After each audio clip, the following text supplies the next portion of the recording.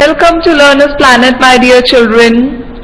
Children, in today's session, we will continue this lesson, that is adaptations, how plants survive. Children, in the previous session, we studied about types of plants and just one feature of plant that is found on land, the plants on mountains. And now we will continue with other features of plants that are found on land. So children, let's start with plants in plains. Children, a large variety of plants grow in the plains. As you can see in the picture, this is a picture of the plain. So you can see here a large variety of plants grow in the plains. Children, trees that grow in plains may have several branches. As you can see here, they can have several branches. And many of these trees can survive in very hot climate. But what happens? Yes, they shed most of their leaves in autumn.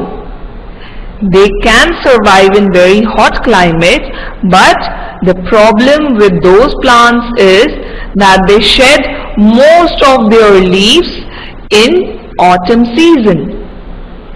So let's see some examples of the plants in plains. The plants in plains are neem tree. So you can see here we use the leaves of this tree as medicine. Then peepal tree,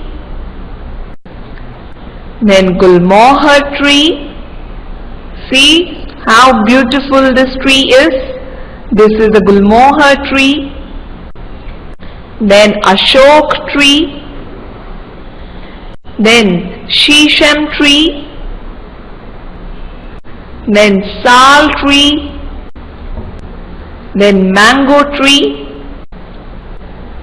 banyan tree. So all those trees which we saw are the examples of the plants growing in the plains.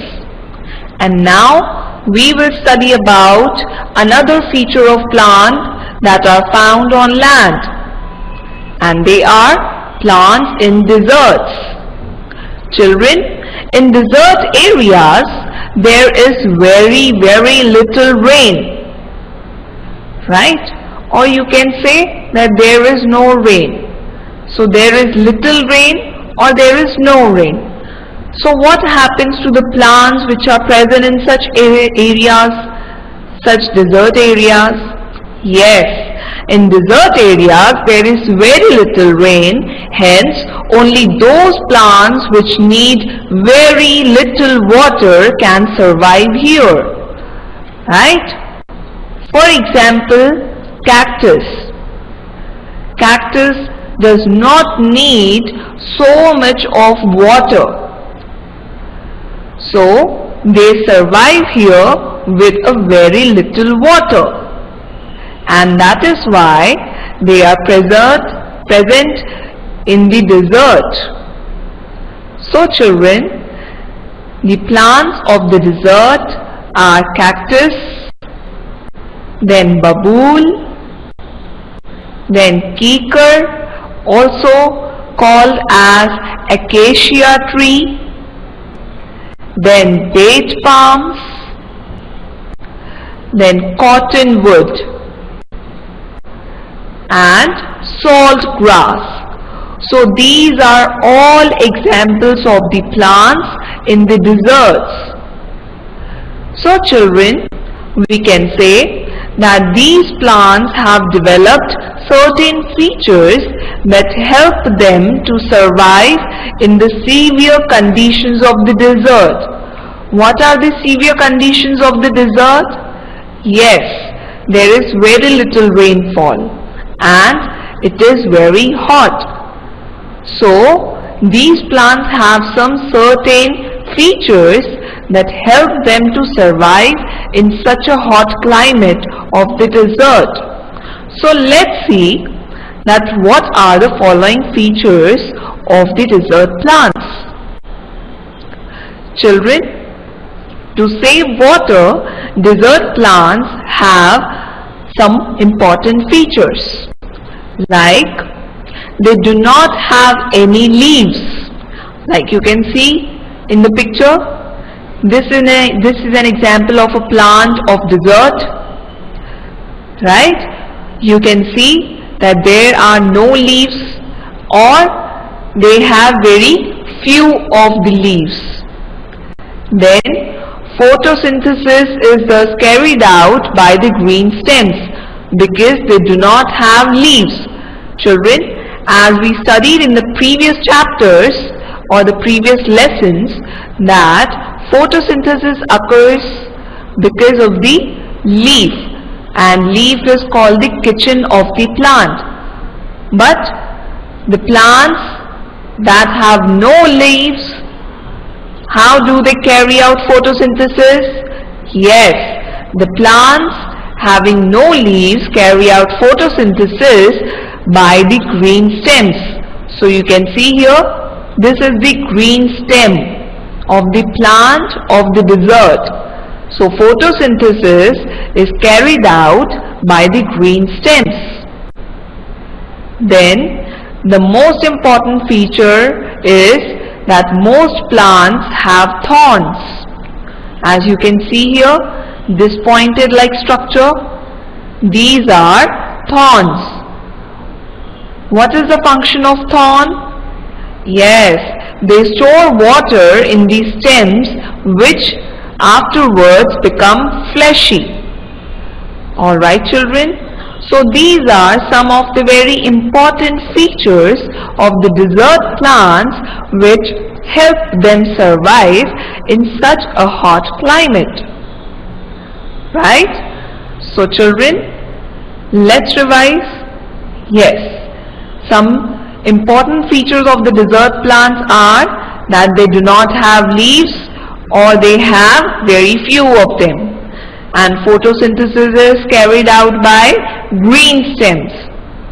Most plants have thorns and they store water in these stems which afterwards become fleshy. Alright children? Okay children, now we will study about the plants which are present in the areas of heavy rainfall. So children, these plants have leaves that remain green almost all year round, and that is why they are called as evergreen trees. As you can see here, they are so beautiful.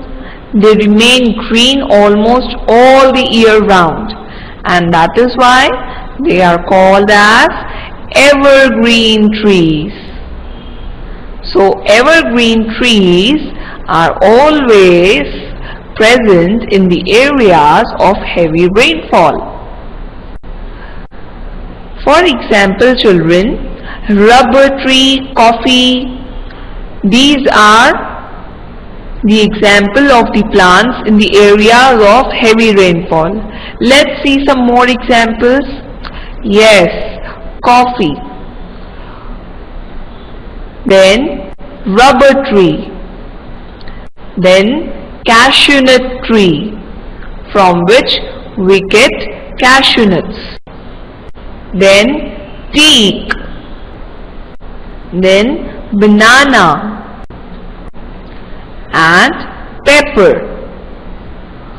So children, these are all examples of plants that grow in the area of heavy rainfall, and also papaya. So children, we can also say that smaller plants like sugarcane, cotton and rice also grow in the areas of heavy rainfall. So children, we saw many examples of the plants that grow in the areas of heavy rainfall, and they are called as evergreen trees. So children, I hope that you enjoyed and learned more about plants in this session.